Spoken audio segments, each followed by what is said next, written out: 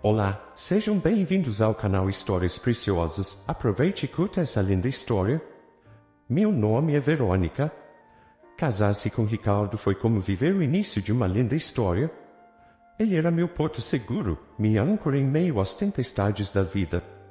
Forte e generoso, Ricardo trazia à tona o melhor de mim, sempre atento às minhas necessidades e empenhado em nosso futuro juntos. Com ele, construí sonhos, tracei planos e me vi amadurecendo em um relacionamento cheio de cumplicidade e carinho. Só não imaginava que, junto com todo esse amor, eu teria que lidar com a presença sombria de Cecília, minha sogra. Desde o começo, Cecília sempre encontrou uma maneira sutil, porém afiada, de me mostrar que eu não era bem-vinda na família. Eu poderia relevar, caso fosse uma ou outra atitude esporádica, mas com Cecília, o desprezo era quase palpável. Ela se escondia sob uma fachada de boas maneiras, mas eu via além. Era como se houvesse uma barreira invisível entre nós, algo que me dizia que Cecília me considerava mais uma ameaça do que uma nora. Houve aquele jantar de noivado, uma ocasião que deveria ter sido especial para todos nós. Ela me cumprimentou com um abraço breve, logo em seguida, lançou um olhar carregado de uma expressão difícil de interpretar. A máscara de mãe zelosa e calorosa era quase perfeita, mas eu sentia frieza em cada movimento, em cada palavra cuidadosamente escolhida. No meio da noite, levantou-se para fazer um brinde ao Ricardo, e então, com um tom de voz quase possessivo, disse: "Que você seja feliz, meu filho. E que nunca se esqueça de quem realmente se importa com você." Todos riram, sem notar a camada de ameaça que se escondia ali. Mas eu entendi o recado, e ele não foi nada amistoso. Ao longo dos meses, passei a conviver com as pequenas e constantes investidas de Cecília. Sempre que eu e Ricardo íamos visitá-la, ela encontrava alguma forma de criticar meu trabalho, como se ele fosse um peso em minha vida que me afastava de minhas verdadeiras responsabilidades. Ela perguntava a Ricardo, como quem não quer nada: "Filho, você não acha que Verônica devia desacelerar um pouco? Toda essa correria, tanta independência, isso pode acabar com o corpo e a mente dela." Era o tipo de comentário que soava quase como uma preocupação, mas no fundo carregava a mensagem de que eu deveria focar em ser apenas uma boa esposa. Naquelas ocasiões, Ricardo me lançava um olhar, às vezes surpreso, mas sempre descontraído, tentando desviar para outro assunto. Mas não era só isso. Cecília se valia de cada oportunidade para tentar me afastar de Ricardo emocionalmente. Eu percebia como ela fazia questão de reforçar o quanto ele era essencial para ela, uma companheira de vida, como ela mesma dizia, deixando claro que sempre haveria um laço entre eles que eu jamais entenderia. Certa vez, no momento em que estávamos sozinhas, ela soltou um comentário que ainda ecoou em minha mente: "Ricardo sempre cuidou de mim, Verônica. Ele e eu somos como uma só pessoa, uma ligação que só nós dois temos." Seu olhar era sério, quase frio, como se quisesse me lembrar de que eu jamais seria parte daquela intimidade. Ela não precisava dizer mais nada. Sabia exatamente como implantar a dúvida, o desconforto. No fundo, Cecília se dedicava a construir uma narrativa onde ela era mãe carinhosa e eu, a estranha. Sempre que algo dava errado, como um jantar atrasado ou uma data especial que não consegui comemorar com eles, eu me tornava a culpada ideal. Ela jamais perdia a chance de me olhar de cima a baixo, com aquele sorriso entre irônico e reprovador, como se estivesse medindo minha capacidade. Para ela, eu nunca estava à altura. E, na frente de Ricardo, tentava disfarçar com gentilezas ensaiadas que se desfaziam assim que ele saía de vista. A pior parte era que ele parecia servo a tudo isso, incapaz de ver as pequenas manipulações e insultos que eu engolia, dia após dia. Uma das vezes que isso mais me marcou foi quando cogitamos mudar de cidade por uma proposta de trabalho que recebi. Cecília ficou tensa, mas disfarçou com um sorriso. "Mudar de cidade, Ricardo? Meu Deus, como vou ficar sem você por perto? Não imagino minha vida sem meu filho aqui." A voz dela era melodiosa, carregada de emoção, e logo vi Ricardo ceder, hesitando em apoiar a ideia. Seus olhos se encheram de preocupação pela mãe. Era como se eu estivesse ali, invisível, e minha necessidade de crescimento fosse apenas uma segunda prioridade. Cecília sabia o que estava fazendo, e ela sorriu para mim naquele instante, um sorriso quase vitorioso. Eu queria confrontá-la, mas não havia nada de concreto para acusá-la. Tudo era insinuado, sutil, envolto em uma névoa de falsa preocupação e carinho. Então, um dia, tudo saiu do controle. Era um simples jantar na casa dela, como muitos outros. A conversa era cordial, um tanto entediante, até que Cecília lançou um olhar calculado em minha direção e começou a falar sobre a importância de sacrifícios pelo bem do marido. Uma esposa de verdade, Verônica, sabe o que deve fazer para manter o casamento. Eu sempre estive disposta a sacrificar tudo pelo meu filho. Aquilo me atingiu como um soco no estômago. Era como se ela quisesse me dizer que, aos olhos dela, eu jamais seria uma esposa de verdade, que eu nunca amara Ricardo como ela amava. Quando ela olhou para mim com aqueles olhos frios, uma raiva profunda e surda se agitou dentro de mim. Eu segurei o impulso de responder, me agarrando ao autocontrole que me restava. Mas dentro de mim algo mudou naquela noite. Percebi que Cecília não desistiria enquanto eu estivesse ali, ao lado do filho dela, ocupando o espaço que, no fundo, ela acreditava ser dela. Ela nunca aceitaria nossa felicidade, nosso amor. Ao contrário, estava determinada a enfraquecê-lo, até que apenas ela restasse ao lado de Ricardo. Aquele dia amanheceu cinzento, como se o próprio céu compartilhasse do peso que eu sentia em meu peito. Algo me incomodava profundamente, mas era uma sensação difícil de descrever, como um aviso silencioso. O trabalho estava caótico, e por mais que eu tentasse me concentrar, os pensamentos giravam em torno de Cecília, das últimas palavras que ela jogara em minha direção, como flechas que, embora invisíveis para os outros, tinham deixado marcas em mim. Decidi ir para casa mais cedo. A chuva começou de repente, caindo como um dilúvio que engolia as ruas e encharcava tudo à vista. Estava escuro, mesmo sendo apenas fim de tarde, e as gotas pesadas batiam no vidro do carro, espalhando-se como pequenas explosões. Eu me perguntava se tudo aquilo não era um reflexo da turbulência dentro de mim, como se o mundo exterior espelhasse minhas próprias batalhas. Na curva seguinte, tudo se desfez em um borrão. As luzes da rua, ofuscadas pela chuva, perderam o foco, e em um instante de descuido, senti o carro derrapar. A sensação foi surreal, como se o tempo parasse. Os segundos que se seguiram pareceram esticados, uma eternidade onde eu flutuava entre o pânico e a incredulidade. A última coisa que vi foi o Porsche à minha frente, antes que o impacto brutal me jogasse para frente. Depois, tudo se tornou um vazio escuro e silencioso. Acordei com uma claridade difusa e uma sensação de dor que irradiava por todo o meu corpo. As vozes eram confusas, abafadas, e as imagens ao meu redor pareciam se mover em câmera lenta. A primeira coisa que meu cérebro registrou foi o rosto de Ricardo, os olhos vermelhos e marejados, a expressão de desespero. Verônica, ele sussurrou, apertando minha mão com tanto fervor que eu quase podia sentir medo dele. Estou aqui, amor. Tudo vai ficar bem, eu prometo. Meu corpo parecia pesado, como se eu estivesse preso em um bloco de cimento.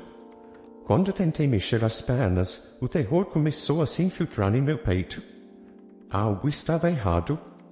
Muito errado. O olhar que lancei para Ricardo foi o suficiente para que ele percebesse. Verônica, eles disseram que talvez o movimento nas suas pernas não volte. Mas é só uma possibilidade. Você ainda pode se recuperar. Ele dizia tudo com tanta cautela, com um tom de esperança que ele tentava, a todo custo, passar para mim. Mas a notícia caiu sobre mim como uma avalanche, esmagando cada pensamento. Eu queria chorar, gritar, mas as lágrimas se recusavam a sair. Era como se meu corpo tivesse congelado naquela realidade absurda. Os dias que se seguiram foram um turbilhão de visitas, médicos e exames. Amigos e familiares me mandavam mensagens de apoio, flores e lembranças, tentando iluminar aquele quarto de hospital que eu agora começava a odiar. Mas por mais que eu tentasse manter a calma, o medo persistente de ficar presa para sempre a uma cadeira de rodas não saía da minha mente. A ideia de perder minha independência, de precisar de ajuda para cada pequeno movimento, era devastadora. Ricardo, como sempre, estava ali, incansável. Ele segurava minha mão, me incentivava, e mesmo em meio ao cansaço e ao sofrimento, tentava manter aquele sorriso tranquilizador, como se quisesse me lembrar de que eu nunca estaria sozinha. Foi em uma dessas tardes de hospital, depois que ele saiu para resolver algumas questões do trabalho, que o inesperado aconteceu. Eu estava exausta, com os olhos fechados, quando ouvi a porta se abrir. A princípio, imaginei que fosse uma enfermeira, ou talvez alguém da família de Ricardo trazendo algum presente, mas a presença no quarto era inconfundível. Cecília. Ela entrou com passos leves, cuidadosos, como se estivesse tentando evitar qualquer som que me alertasse. Mas eu sabia que ela estava ali. Abri os olhos e encontrei seu rosto, uma expressão quase satisfeita. A princípio, imaginei que era apenas minha paranoia falando, mas logo a percepção se tornou um golpe doloroso. Ela me olhou de cima a baixo, os lábios retorcidos em um sorriso malicioso, os olhos duros, repletos de uma satisfação que eu não esperava ver. Bem, parece que o destino resolveu agir. Sua voz era suave, quase um sussurro, mas carregava uma maldade que ecoou em cada canto daquele quarto. Tentei me mexer, ajustar o corpo, mas o peso nas pernas, o vazio onde antes havia força, me impediu. Cecília deu um passo à frente, aproximando-se da cama. Então, como quem não se contém mais, deixou escapar o veneno. Agora vou ter meu filho de volta, sua inválida. Aquelas palavras cortaram mais fundo que qualquer ferida no meu corpo. Ela falava com uma frieza calculada, como se cada sílaba tivesse sido ensaiada. Cada insulto dela parecia ressoar, preenchendo o espaço entre nós com uma realidade brutal e cruel. Cecília jamais havia tentado esconder seu desprezo por mim, mas nunca, em todos aqueles anos, imaginei que ela tivesse capacidade de se regozijar com a minha dor, de me reduzir àquela palavra hedionda, pronunciada com tanto desprezo. Antes que eu pudesse processar tudo, o inesperado aconteceu. Ela se virou e, ao fazê-lo, empalideceu ao ver Ricardo parado na porta. O olhar de pavor no rosto de Cecília era quase cômico, mas para mim, aquele momento era ainda mais devastador. Ela tentou se recompor, forçar um sorriso e murmurar alguma coisa, mas o olhar furioso de Ricardo interrompeu qualquer tentativa de disfarce. Como você pode? A voz dele era fria, um tom que eu nunca havia ouvido antes, carregado de uma indignação incontrolável. Você ouviu o que acabou de dizer, mãe? A minha esposa, você teve a coragem de... Como pode?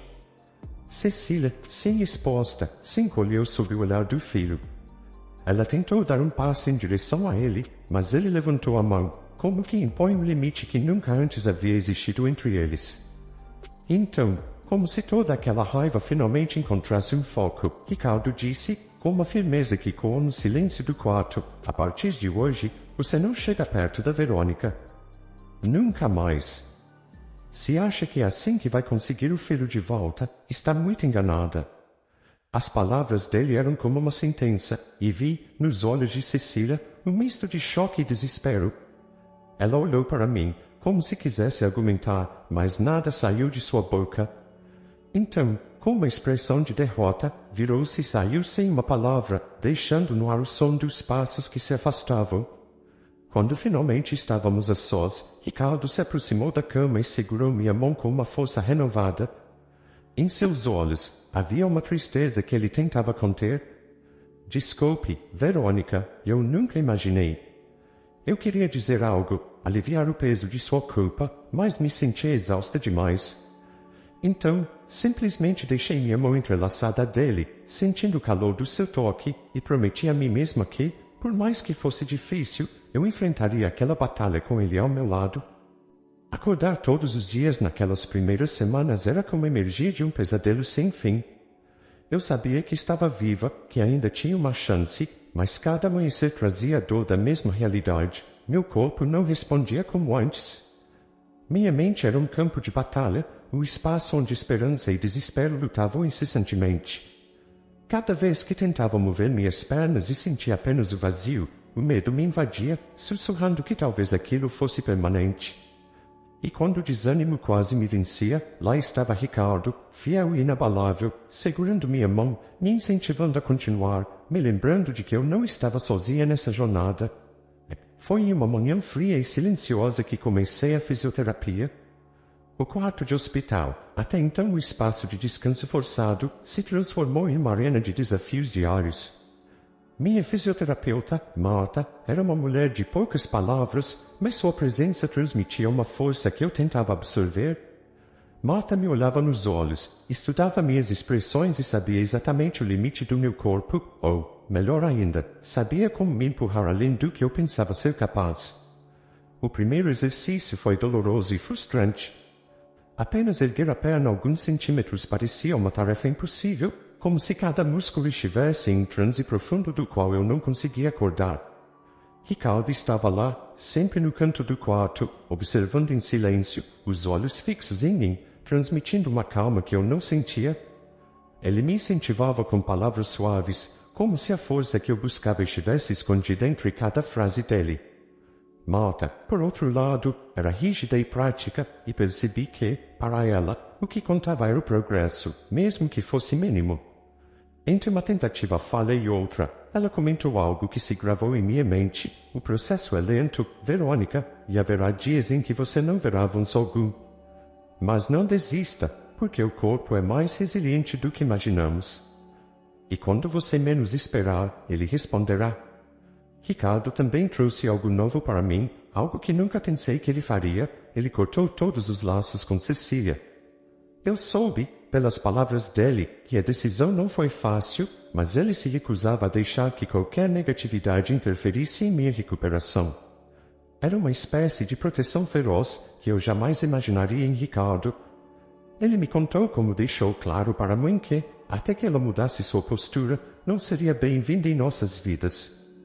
No início, isso me causou uma tristeza, um peso de culpa, por ser o motivo da separação entre mãe e filho. Mas, conforme o tempo passava, entendi que essa decisão também era parte do amor de Ricardo por mim. Ele estava disposto a proteger meu espaço, meu bem-estar, mesmo que isso significasse um corte tão drástico em sua própria vida. As semanas se arrastavam, cada uma com seus altos e baixos. Em alguns dias, eu conseguia realizar pequenos movimentos, e a sensação de vitória, embora minúscula, iluminava o dia inteiro. Outras vezes, meu corpo não respondia e eu me afundava em um abismo de desânimo. A dor física era intensa, mas nada se comparava ao cansaço mental. Era como lutar contra uma maré constante, onde a menor falha podia me afogar no desespero. Mas Ricardo, ele estava lá, com o mesmo sorriso e o mesmo olhar determinado. Quando minha força se esgotava, ele me emprestava dele. Havia noites em que ele simplesmente segurava minha mão e ficávamos em silêncio, apenas respirando juntos, como se aquele pequeno gesto pudesse nos manter unidos, firmes, inabaláveis. Uma tarde, após uma sessão particularmente exaustiva, olhei para Ricardo e percebi algo diferente. Havia um brilho nos olhos dele, um misto de orgulho e admiração. Eu nunca imaginei o quanto você é forte, Verônica. Ele disse com um tom quase reverente. Suas palavras me atingiram como um bálsamo. A verdade era que eu não me sentia forte. Eu me sentia quebrada, esgotada. Mas ouvir aquilo de Ricardo fez com que algo dentro de mim florescesse. Comecei a entender que talvez houvesse, sim, uma força escondida em mim, uma força que nem eu mesmo conhecia. E, a cada dia que passava, eu me agarrava a essa ideia com mais determinação. Então, um dia, enquanto tentava erguer a perna, senti um leve tremor. Parecia insignificante, um movimento quase invisível, mas ele estava lá. Era a primeira resposta concreta do meu corpo. Ricardo, que estava observando atentamente, soltou uma risada surpresa e se aproximou, com um sorriso largo que me fez rir junto. Eu sabia que você conseguiria, Verônica. Isso é só o começo. E ele estava certo. Aquele pequeno movimento foi o impulso que eu precisava. Passamos a celebrar cada mínimo avanço, cada centímetro de movimento, como uma grande conquista. A reabilitação física era apenas uma parte da jornada. A batalha emocional era igualmente brutal. Havia momentos em que minha mente vagava, relembrando as palavras de Cecília, a crueldade com que ela me olhara e chamara de inválida. Mas, com o tempo, aprendi a transformar essa dor em combustível. Aquela palavra que ela lançara como um insulto agora se tornava uma lembrança constante do que eu não queria ser. Eu não seria uma inválida, eu não seria a vítima que Cecília imaginava. A cada dia que passava, sentia que a decisão de Ricardo de cortar Cecília de nossas vidas era mais acertada. A paz e silêncio que substituíram as visitas tóxicas dela foram vitais para minha recuperação. Por mais difícil que fosse, percebi que estar livre daquela presença negativa permitia que eu me concentrasse totalmente em minha cura. Ricardo, de certa forma, parecia mais leve também. Eu o via sorrir mais, me olhar com uma ternura renovada. Ele me dizia que a cada dia eu parecia mais forte, mais determinada, e eu acreditava nisso. Quando finalmente voltei para casa, senti uma onda de emoção me envolver. Aquela casa, nosso lar, agora parecia ainda mais importante, mais sagrada. Ela era o refúgio que havíamos construído juntos, o lugar onde eu sabia que poderia continuar minha recuperação sem interferências. E, embora houvesse ainda um longo caminho pela frente, sabia que, com Ricardo ao meu lado, seria possível. Naquela noite, deitado em minha cama ao lado dele, permiti-me sentir um vislumbre de esperança. A batalha não estava vencida, mas eu não estava sozinha. E, enquanto Ricardo sussurrava palavras de encorajamento ao meu ouvido, decidi que aquela seria apenas uma fase em minha vida, uma fase que, um dia, eu superaria completamente. A primeira vez que senti o chão sob meus pés novamente foi como redescobrir um sentido perdido, uma conexão esquecida com o mundo. Com as mãos trêmulas apoiadas no corrimão da clínica de reabilitação e a voz firme de Marta ao meu lado, dei um passo pequeno e inseguro, mas meu. Uma onda de emoções tomou conta de mim, como se cada célula do meu corpo se reanimasse, despertando de uma longa dormência. E ali, de pé, mais vulnerável e forte do que jamais fui, compreendi que aquele era o início de um novo capítulo. Cada passo era uma vitória silenciosa, uma reafirmação de que a escuridão havia ficado para trás. Senti que um peso era arrancado de mim a cada centímetro que meu corpo respondia. Aquela manhã, ao dar meus primeiros passos sem apoio, Ricardo estava ao meu lado, segurando meu braço como se estivesse me protegendo do mundo, mas, ao mesmo tempo, dando-me a liberdade de sentir aquela independência.